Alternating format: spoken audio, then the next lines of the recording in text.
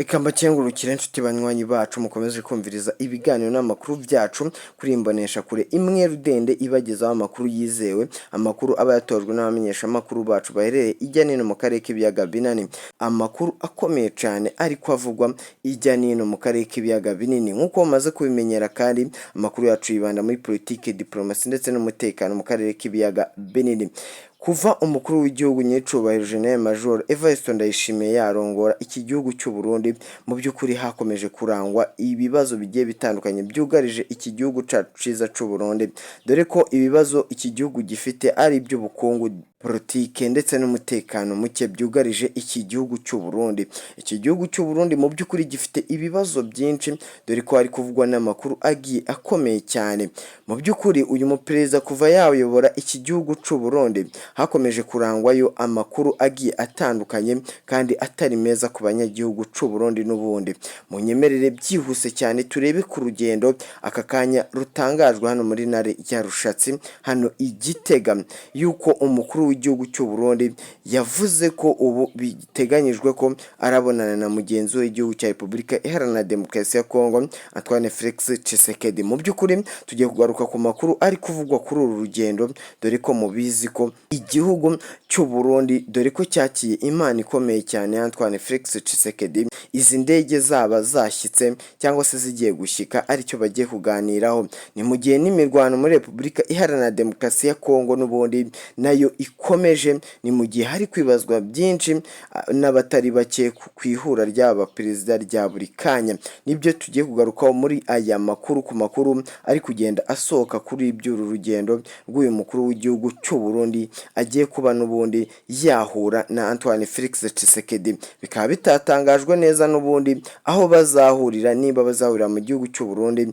cyangwa se nyicubahiro Evariste Ndayishimiye azagana mu gihugu cya Repubulika Iharanira Demokarasi ya Kongo. Mu by'ukuri ayo makuru ntiyigeze atangazwa na n'ubu ngubu, ibyo rugendo ntibyigeze bitangazwa ku maradiyo hirya no hino agiye atandukanye. Turaza kwerekera no mu buseruko bwa Repubulika Iharanira Demokarasi ya Kongo, dore ko urugamba rumaze iminota mike rutangiye ruhuje umutwe wa M23 ndetse n'ingabo za leta FARDC ndetse n'abandi bafatanyabikorwa ba FARDC. Ibyo nibyo tugiye kwibandaho muri aya makuru. Mu by'ukuri turebere hamwe ibikomeje kujya mbere muri Repubulika Iharanira Demokarasi ya Kongo, dore ko umuriro ngo muri uyu mwanya uri kwaka nk'uko tubikesha umenyesha amakuru wacu uherereye hariya i Goma duhaye ibyaya makuru. Kandi nk'uko mubizi twiyemeje kubagezaho amakuru aba ari kuvugwa ijya nino atazajya bacika 5 kuri 5. Uwo tarafyonda ijambo sabone manuka munsi y'iyi video uracuribona, ufyonde ko uracubona n'akazo nyine ufyonde ko amatuje turabana mu makuru n'ibiganiro kuri imbonesha kuri imwe rudende yanyu kandi iyacu. Munyemerere natebye cyane twerekere mu makuru ari kuvugwa ku by'urugendo rukomeye cyane ruteganyijwe ko hagati y'umuperezida wa Repubulika Iharanira Demokarasi ya Kongo Antoine Felix Tshisekedi ndetse na nyicubahiro Evariste Ndayishimiye bagomba guhura. Gusa ntibyatangajwe neza aho barahurira ndetse bigirwa ibanga rikomeye cyane. Aya makuru amenyekanye mu gihe cy'u Burundi bitifashe neza n'umwuka utari mwiza, dore ko hariyo amakuru agendanye na politike agiye atandukanye, nk'uko Keri Nkurunziza yagiye abitangaza yuko agiye gutanga ikirego ku by'urupfu rwa se. Aya ni amakuru agenda akomera cyane hano mu gihugu cy'u Burundi, hagakomeza no kuvugwa kudeta zigiye zitandukanye yuko hari abashaka gutembagaza ubutegetsi bwa General Evariste Ndayishimiye. Ibi ngibi bikomeza guteza icyugaze abanyagihugu ndetse n'ubutegetsi bw'u Burundi. Ibindi bikomeza kugenda bivugwayo nuko ahangaha abajenerali batari kuvugwa n'icubahiro Evariste Ndayishimiye. Urugendo mu by'ukuri nirwo tugiye kugarukaho, mu by'ukuri tukareba igihe byatangarijwe. Ese kubera iki amakuru yose atangajwe hano muri Ntare ya Rushatsi adahita atangazwa kuri radiyo y'igihugu y'u Burundi?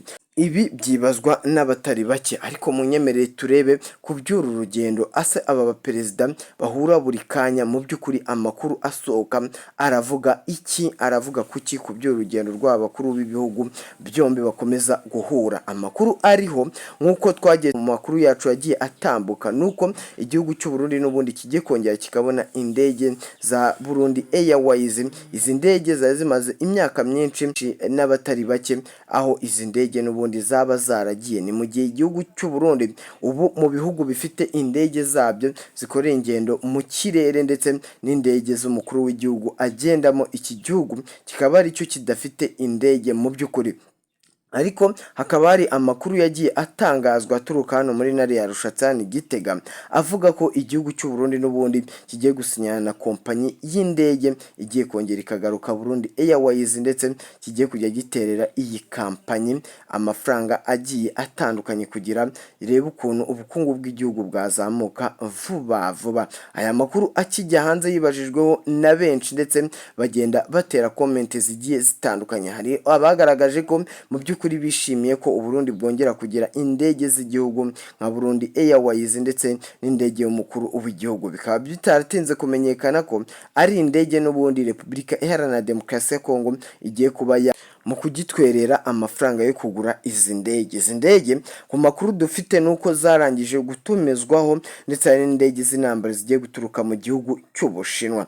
Benshi bo bakaba bakomeje kwibaza ku by'uru rugendo niba bagiye gukonfirima nimba izi ndege zabonetse koko zitangire zerekere hano mu gihugu cy'u Burundi. Ariko hakaba hari n'andi makuru avuga ko Antoine Felix Tshisekedi ashaka ko hari amavugurura aba mu masezerano afitanye na Nyecubahiro Evariste Ndayishimiye mbere yuko izi ndege zerekera hano mu gihugu cy'u Burundi. Amakuru akaba akomeje kugaragaza ko ariyo masezerano baba bagiye gukorana. Ni mu gihe amakuru yamenyekanye Antoine Felix Tshisekedi ngo yaba yaragiriwe inama ikomeye cyane yo kubanza kujyana amasezerano na Antoine na Nyecubahiro Evariste Ndayishimiye kugira ngo banoze neza umugambi wabo. Ni mu gihe abangaba bahuje mu mugambi mubisha bafitiye igihugu cy'u Rwanda, bitazwi neza nimba izi ndege abangaba bahujije umugambi mubisha bafitiye igihugu cy'u Rwanda guhungabanya umutekano w'igihugu cy'u Rwanda, nkuko bagiye ubwabo babyitangariza mu magambo bagiye batangaza. Iki ni igihe Nyecubahiro Evariste Ndayishimiye yatangaje ko nta mubano akeneye hagati yiwe ndetse n'igihugu cy'u Rwanda, dore ko yatangaje ko iki gihugu cy'u Rwanda kidakwiye umubano, kubera ko Nyecubahiro Evariste Ndayishimiye akomeza kugenda atangaza ko iki gihugu cy'u Rwanda ngo n'ubundi gifasha imitwe yitwaje intwaro harimo na Red Tabara. Ibi ngibi nubwo igihugu cy'u Burundi gikomeza kugenda kibitangaza, benshi bakomeje kugenda bavuga ko iki gihugu kibogamiye ku ruhande rwa Repubulika Iharanira Demokarasi ya Kongo, ari nayo mpamvu ngo gikomeje kubiba urwango rukomeye cyane hagati y'ibi bihugu byombi, ndetse gikomeje no gukwirakwiza ibihuha bigiye bitandukanye gishinja igihugu cy'u Rwanda amakuru agenda atari meza mu by'ukuri, gishinja iki gihugu gufatanya n'imitwe yitwaje intwaro iherereye mu buseruko bwa Repubulika Iharanira Demokarasi ya Kongo.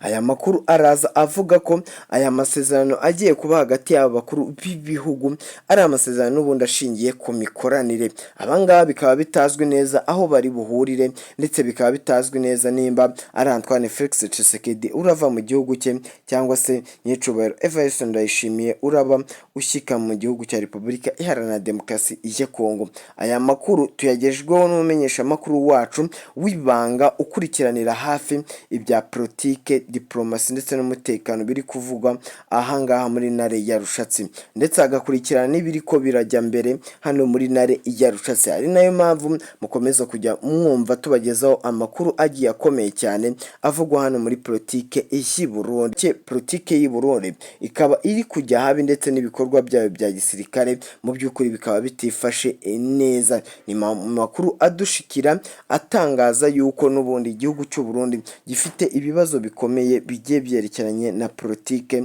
diplomasi ndetse n'umubano mpuzamahanga w'ibihugu bigiye bitandukanye.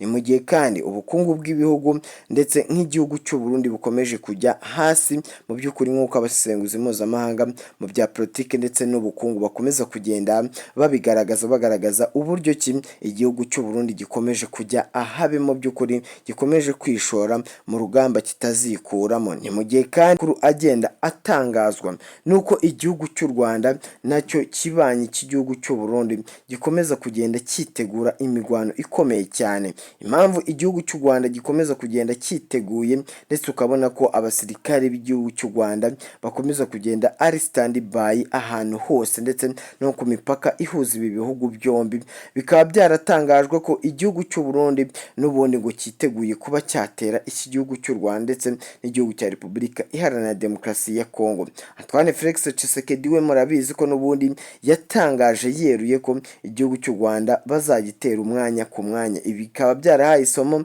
igihugu cy'u Rwanda cyo kubuhora cyiteguye. Aba basirikare b'u Rwanda n'ubundi bakaba baryamiye majanja biteguye ko hari igitero cyaturuka hakurya ndetse no hino mu gihugu cya Repubulika Iharanira Demokarasi ya Kongo bagaduhungabanya umutekano w'igihugu cy'u Rwanda. Ariko ibi ngibi nubwo igihugu cy'u Rwanda cyabyumvise cyahise gisubiza byihuse cyane ibihugu byombi nk'uko bifatanyije mu mugambi wabo wo guhungabanya umutekano w'igihugu cy'u Rwanda, ariwe Antoine Felix Tshisekedi ndetse na Nyiricubahiro General Major Evariste Ndayishimiye. Igihugu cy'u Rwanda cyahise gitangaza amakuru akomeye cyane kivugwa ko ingabo zacu ziteguye cyane kandi zidategwa ubwoba n'amagambo agenda avugirwa hanze y'igihugu.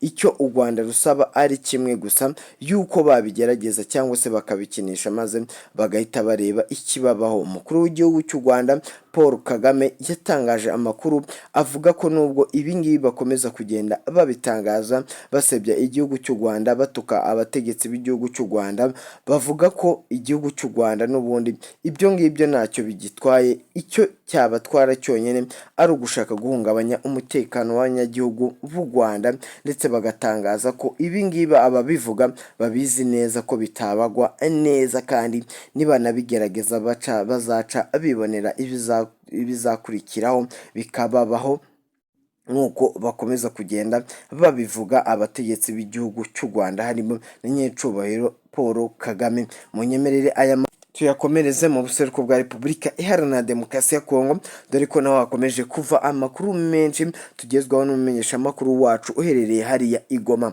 Mu by'ukuri ngo imigwano imaze gutangira kuri iki cyumweru, dore ko imigwano iri hagati y'umutwe wa M23 ndetse n'ingabo za leta FARDC. Ubu ngubu biravuga ko FARDC yongeye ikagaba ibitero ku mugwa wa M23 nk'uko amakuru agenda abitangaza. Iyi migwano ngo yatangiye ahashyira mu gitondo, aho byari bigeze ku masaha y'isa 12, nubwo aya makuru yakomeje kugirwa ibanga rikomeye cyane. Muri izo saa 12 n'ubundi umuriro ni wahise waka, ahubwo ngo FARDC yari mu mugambi wo gukomeza kunoza imigenderanire, yari ikomeje urugendo rwayo rwo kugaba ibitero kuri uyu mutwe wa M23 mu buryo bw'ibanga rikomeye.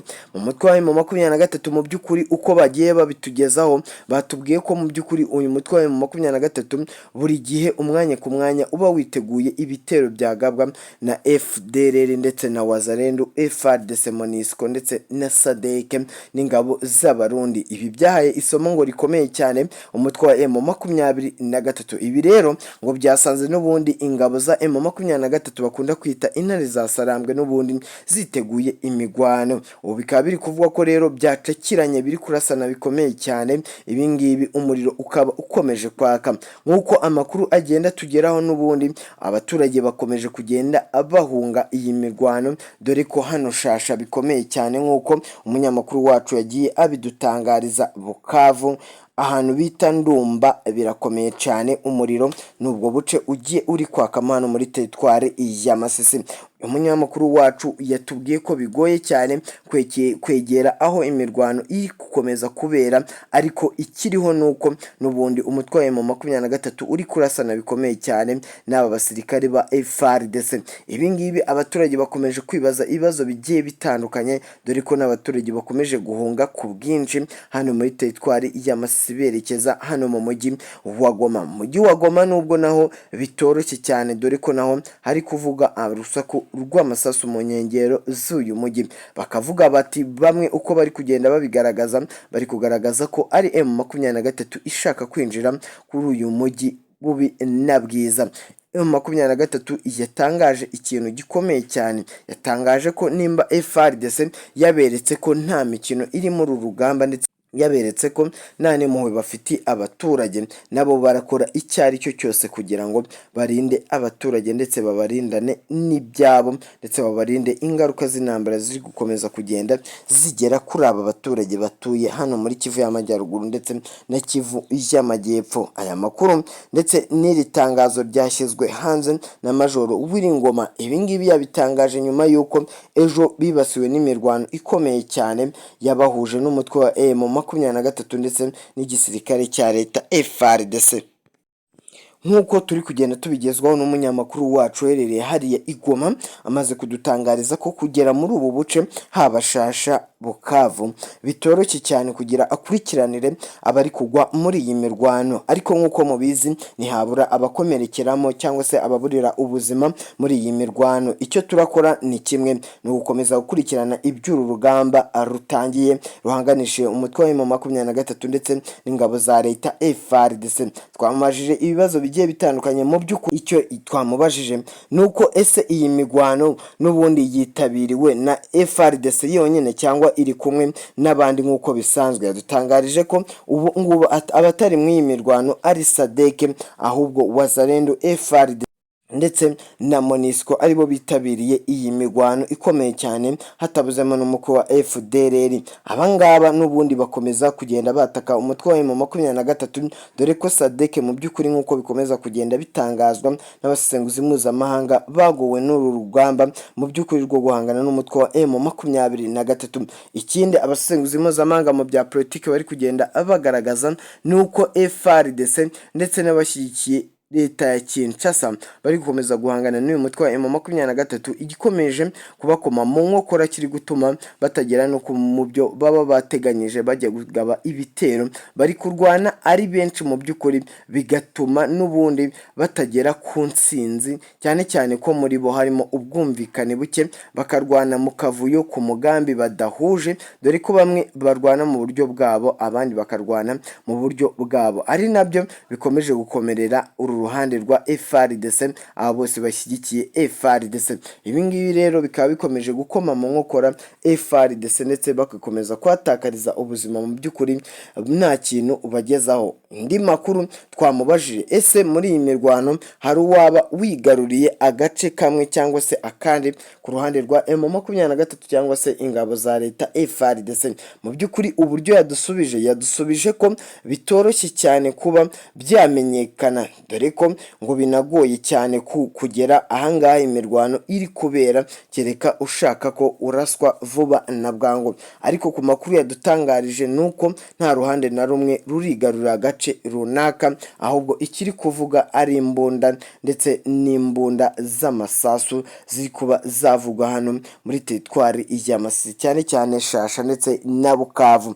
Muri ubu buce bubiri hakaba hibasiwe imbunda ndetse n'umuriro ukomeye cyane. Abaturage batuye hano Bukavu twamubajije ikibazo, bavuga ati se abaturage bahereye hano Bukavu, Shasha ndetse na Ndumba bimeze bite? Yatutangarije ko abaturage mu by'ukuri ubwoba ari bwose, nubwo imigwano itari yabasatira cyane iri kubera mu nkengero z'amashyamba y'ubu buce, ikaba ikomeje gufata intera, batizeye neza nimba iyi migwano itaragira ingaruka kuri aba baturage. Ariko mu makuru atugeraho n'ubundi bakomeje kugenda batugaragariza nuko abaturage bafite amikoro bari kugenda bahunga bikomeye cyane, bahunga hirya y'imigwano iri kubera hano mu buseruko bwa Repubulika Iharanira Demokarasi ya Kongo. Mu by'ukuri abaturage ntago baguwe neza, babuze amahoro muri teritwari ya Masisi ndetse Kivu y'Amajyaruguru n'iyo Amajyepfo nk'uko bikomeza kugenda bitangazwa. Abaturage bakomeza kugenda bahohoterwa bigiye bitandukanye cyane Wazalendo ibashinja ko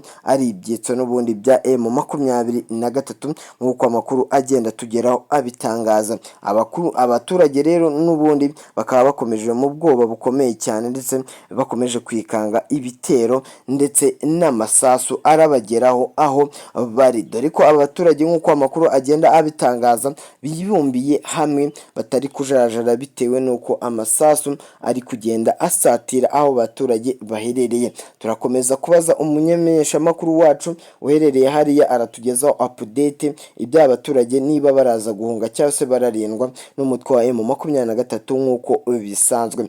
Mwakoze kubana natwe muri aya makuru. Ciao ciao.